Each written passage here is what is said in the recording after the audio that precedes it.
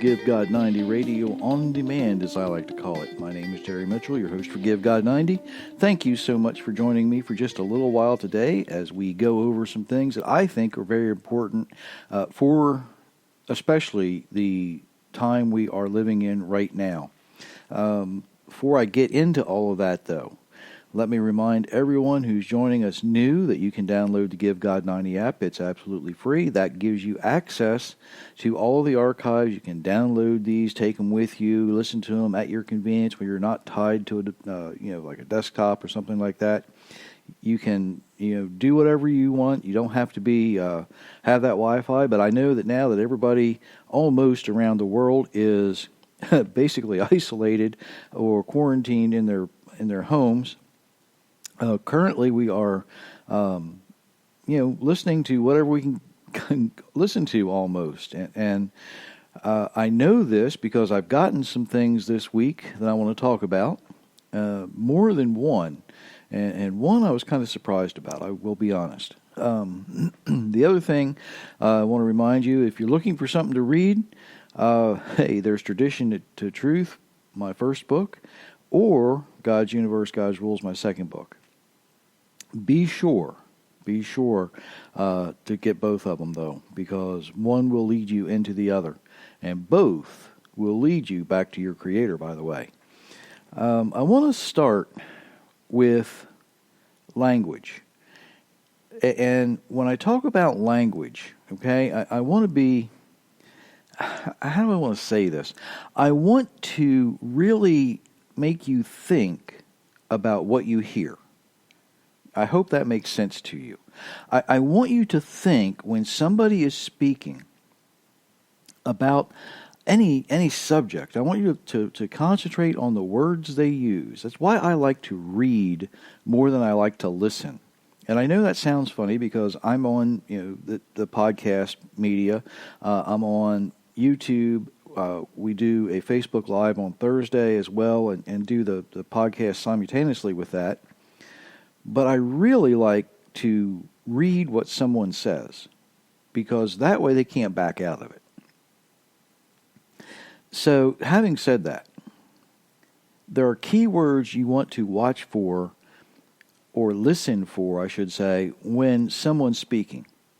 And those keywords are possibly, maybe, could be, or, the consensus is, which means they really don't know. All of these things are very generic and very non-specific. If I say around Thursday, well, that could mean either Thursday or Friday. It could mean Wednesday. Or maybe if I really wanted to stretch it, it could be, Tuesday or Saturday, right? So, those words that aren't specific, they give a lot of leeway to what somebody's saying. And too often, far too often, we catch it usually when we're listening to something about creation versus evolution, and the evolutionists start talking about millions of years, but they're not very specific about how many millions of years. The dinosaurs died, maybe 65 million years ago or so. Well, if you believe Scripture, you know that the dinosaurs probably didn't die out 65 million years ago because the Earth is only 6,000 years old. Right? Been down this rabbit trail before, not going there again.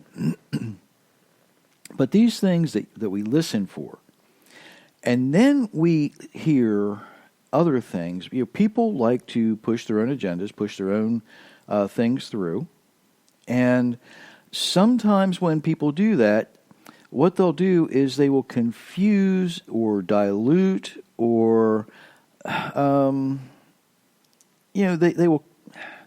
will distort the language. And one thing I got, I guess it was about 2 weeks ago now, it actually was comparing an English translation of the Bible with an Italian translation. And they were trying to push an agenda. I'm not going to go into what it was, But because the English didn't exactly agree with the Italian, maybe the Italian's more accurate, and they were going down this path. And I'm reading this article, I'm saying, no, that can't be right. Then I had another one just a day or two after that, and it was comparing, again, English translation to a German translation, and how the German one had to be wrong because English one was absolutely right. And then an actual friend of Give God 90, a supporter of Give God 90, sent me something the other day, and it was actually comparing an English translation to the Greek Septuagint in its English translation. And my response to her was rather lengthy, but it boils down to this. If you're going to talk about language, especially if it's going to be something from the Old Testament or the Hebrew Tanakh, don't worry about what it says in English. Don't worry about what it says in Greek. Let's worry and study what it says in the original language. We have it. We have the Aleppo Codex, and it is currently stored in a nuclear blast-proof museum in Israel. Okay? Specifically designed to keep it safe no matter what happens, because let's face it, they recognize that sooner or later Israel will be nuked. Okay, it's that simple. They knew it when they built this thing. They understood it. They said, let's design this so no matter what happens, it will be safe. If we go back and we do those things, then there's no argument. We can't argue over, well, this translation says that, and that translation says that. We can go back to the original, and we can look at the words. By the way, I want to address something else.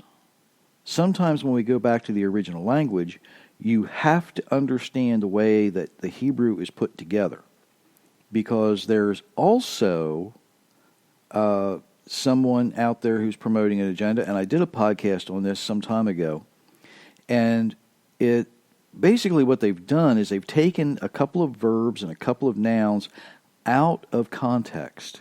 And when I say out of context, I mean they don't they mean what they say, but it points to something else. If that can make sense, it's kind of like I used the pronoun analogy of she washed her car. Well, whose car was washed? Did she wash her own car? Did she wash her mother's car? Did she wash her sister's car? See, with an abstract pronoun like that, we don't know. But when you look at one verse and we say, well, it's got to be this, Hebrew doesn't work that way. There was no punctuation. So as you put these phases and passages together, you have to know the context you're talking about. You have to understand what's going on. And when you take a verb or a noun out of its context and try to fit it into something else, you lose absolutely what it's all about. It would be like somebody trying to tell a joke, but instead of getting to the punchline, you just continually circle around. It just wouldn't make any sense.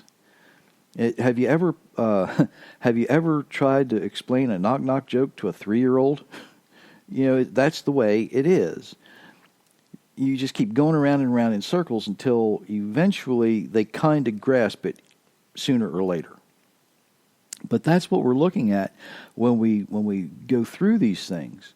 So when we get to language, it's got to be very concise and very deliberate.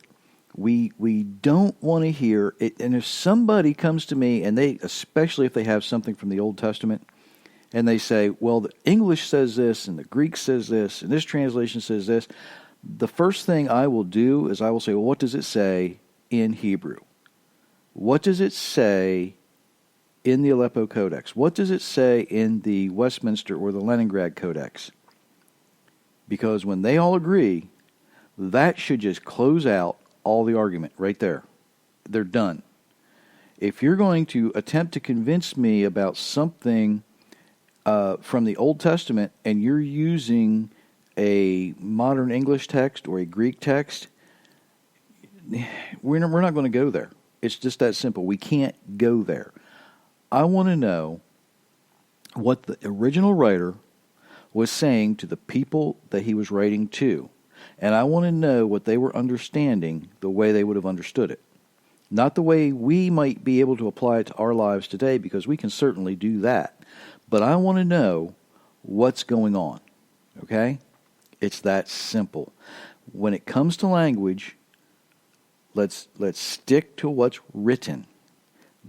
If you've listened to me very often or very long, you know that every so often, especially in the New Testament, I will say something like, this doesn't appear correct, but we have to read what we're given, because all of the manuscripts agree here.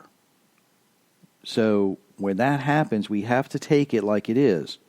We can kind of guess at some things, but we actually have to take it for the way it's written. And you heard, if you've listened to me for more than a few weeks now, you've heard me do that as I was speaking about Revelation. So when it comes to the language, we've actually got to take it at face value. Let's not worry about, well, the Greek says this, and this translation says that, and this language says this, and by the way, German and Japanese don't agree, and don't worry if we can go back to the original. Let's see what the original language is. That's why I've got, well, I hate to say it this way. That's why I've got so much of my money tied up in resources like the Nestle Allen Critical Greek Text, at least 2 different versions of Strong's, those kind of things, because I want to know originally what it says. I use different Bible software, and sometimes they don't agree, but I can go back to the Aleppo Codex and look and see what it says, and then take it from there. So, I try my best, I try as hard as I can, always to go back to the original, and like I say, if you've listened to me for very long, you know that's what I do. And it really, really, really just irritates me when somebody tries to use an irrational argument to push their own agenda. That's the only way I can say it. They're just trying to push their own agenda.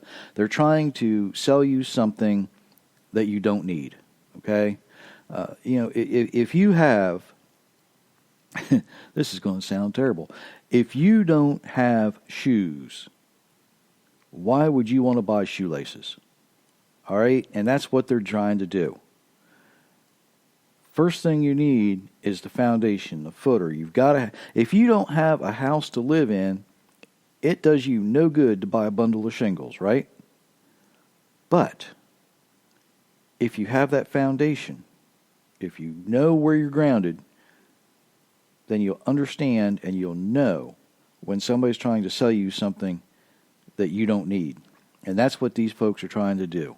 That's all they want. It all comes down to money. So many times they can't tell you the truth because the truth doesn't pay. But here is my take on that. As long as I'm speaking the truth, the Almighty's going to take care of me. That's all I need. I might not be rich. I might not be able to afford what I've got. But He will make sure that I tell you the truth. And that's just plain and simple. He's going to take care of me as long as I speak what He's giving me to speak. It's been going on now for several years, and I expect it to continue the same way. Let's move on. I really wish, and speaking of taken care of, I really wish I could afford to pay for the copyright version to put on here. It's The End of the World as You Know It. The song that, I can't remember the name of the group that did it now, But so many people today are trying to convince us it's the end of the world. And it's not. But it may be, the world may be changing, and we might have trouble recognizing it, okay? But that's been going on since God spoke. It's been going on ever since, Genesis 1:1. And by the way, one more thing about language. I had someone try to tell me, this has been about a year ago. They were arguing with me and said, well, we can't depend on the Hebrew. And I said, well, if we can't depend on the Hebrew, then we can't depend on Genesis chapter 1, verse 1. It's that simple. They didn't have an argument for that, by the way. Okay? Language is important. Change is important. Do you know if things stayed stagnant, the economy wouldn't grow? If things stayed stagnant, our children wouldn't grow?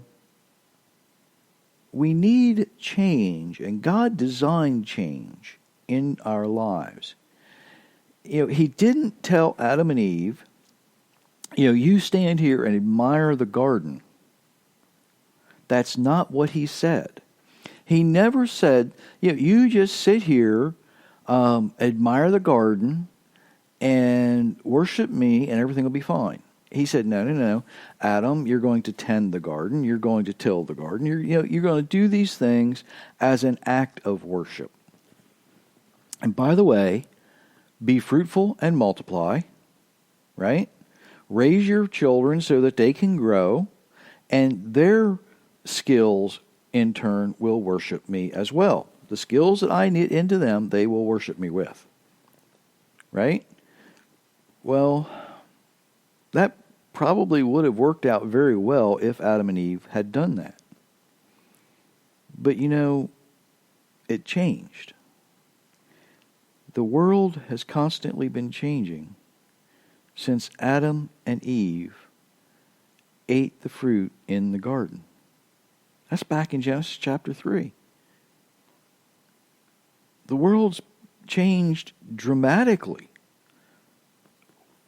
in Genesis chapter 6, when God looked around and he saw how evil people had become. And he said, Noah, I need you to build a boat. And by the way, I've been seeing some Facebook memes about, Noah spent 40 days on the boat. It's okay if you want to spend 2 weeks at home. Ladies and gentlemen, let me tell you this. Noah spent about a year on that boat with the animals and his family. They were in the ark for a year. Okay? It wasn't just 40 days while it was raining. The floodwaters didn't recede completely enough for them to leave the ark for a year. Everything was destroyed. It was a change. The world changed because it was destroyed. What wasn't in the ark did not survive. It was amazing. Abraham listened to the voice of his Creator. And the world changed. The world changed because a nation was forming from one man and one woman. The world changed when famine came to Egypt and the surrounding areas. And the children of Abraham, they were offered a place to stay. The world changed.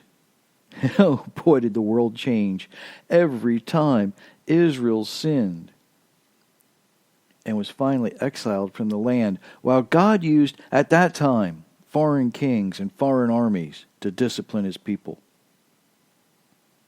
The world changed when one man was born who refused to sin. He refused to stand in opposition to God, and he lived his life in complete obedience and tried to teach others to do the same. The world changed when that man was nailed to a cross, and the world changed when the followers of this man stood up and proclaimed him to be resurrected, and they declared him to be Lord and Master. The world changes constantly. You know, the world changed when Rome overtook Greece as the dominant force in history.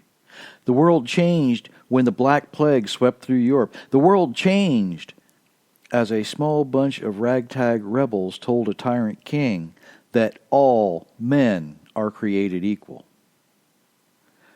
The world changed as that nation fought against itself. The world changed while it fought 2 major world wars. And in one man tried to annihilate the descendants of Abraham. The world changed as one country chose to become socialist, communistic government instead of a type of monarch system that it was. The world changed when a group of religious zealots crashed airplanes into buildings. And the world changed when a microscopic protein surrounded by fat mutated into COVID-19. Yeah. The world will change when that threat's over. The world will change when we fight the next enemy of humanity. And the world will change when we discover that the Creator of the universe is in control. The world will change when the Messiah comes to rule with a rod of iron. And the world will change and be destroyed when all evil is cast into a lake of fire. The world will no longer need to change after that, because we will live in the new Jerusalem, and we will be in the presence of Yehovah Zavaot forever. The world changes constantly up until we walk through the gates of pearl into the new Jerusalem, and we live in the presence of the Almighty forever. Until then, we can expect change. Until then, we can expect some things to go good and some things to go bad. Until that particular time in the future, we can expect constant change. We don't have to be afraid of it. We can meet it head on. We can meet it face to face. We can slap it down and say, it doesn't matter how bad you want to try and destroy humanity, because the Almighty is in control, and the Creator of the universe said, no, I live His way, you can't hurt me. And you've heard me say this before, ladies and gentlemen.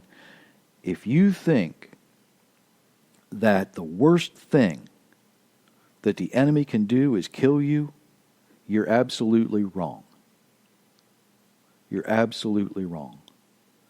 Because if you die having all of your faith in the Creator of the universe, if you die living your life the way the Almighty designed you to live, Satan loses and God wins. The worst thing, the absolute worst thing the enemy can do to you is convince you, just like he convinced Eve. Did God really say? Did God really say you needed to live the way you're designed? No. Those things were for those people back then, right? Don't be fooled. Do not be deceived, if you want to put it in biblical terms. Here's the real deal.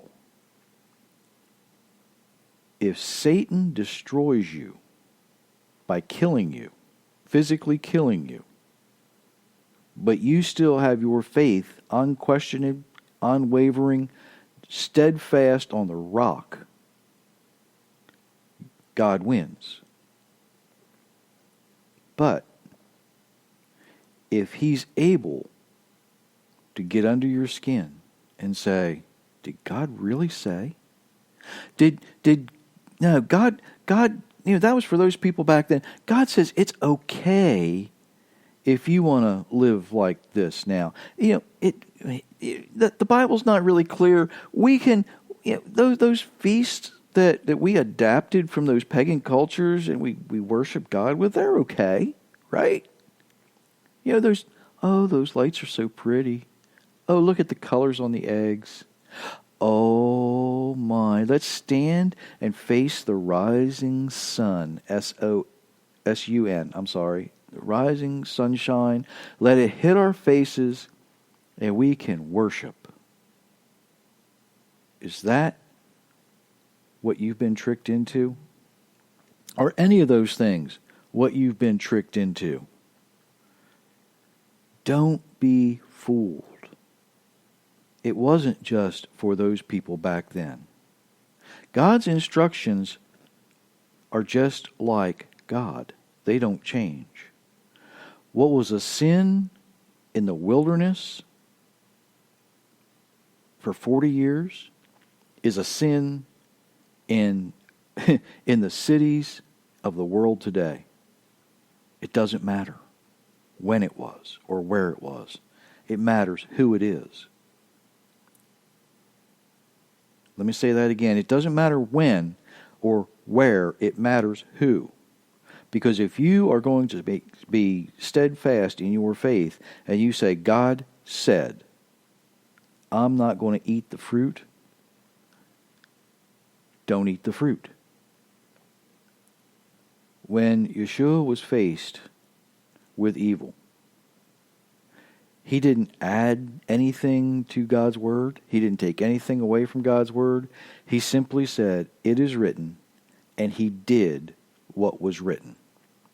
There was no question, no argument, because the enemy cannot stand in the face of truth. It's impossible. It's impossible. He has to leave. When you stand firm on your ground, he will leave. Doesn't mean he's not going to leave you bloody, bruised, and battered, but he will leave. Okay? It's that simple. The world's going to change. It's going to keep changing. The things we have to deal with are going to keep getting worse. People talk about this being the beginning of the book of Revelation. Ladies and gentlemen, you haven't seen anything yet. This is nothing compared to what's coming. This is just getting some of you ready. It's testing the faith of some of you, yeah. Because you're going, oh, it's got to be in the Bible somewhere. It is. It is. It's all over. It's all over Scripture because Isaiah says there's going to be times. Joel says there's going to be times. But it's not the end yet. You're going to know. When you think you absolutely can't deal with anything else. And I don't mean, oh, it's such a cloudy day today. Nope. You ain't seen nothing yet. You ain't seen nothing yet. But you don't have to worry. As long as you're living the life that the Almighty designed you to live, let me say that again. If you're living the life that the Creator designed you to live, he will take care of you. He will guide you. He will protect you. Doesn't mean you're getting out of this world alive, because nobody is. But it's okay. Because when you are ready, or I should say, when he is ready for you to lay down and go to sleep, the last time in this physical world, there's going to be something better when you open your eyes again. Guarantee it. Guarantee it. David knew it. Abraham knew it. Even I really believe Adam and Eve knew it. I really have to believe that. Now it's time for us to know it. It's time for us to be willing to live the way he designed us to live and tell the enemy, no, we're done. No more.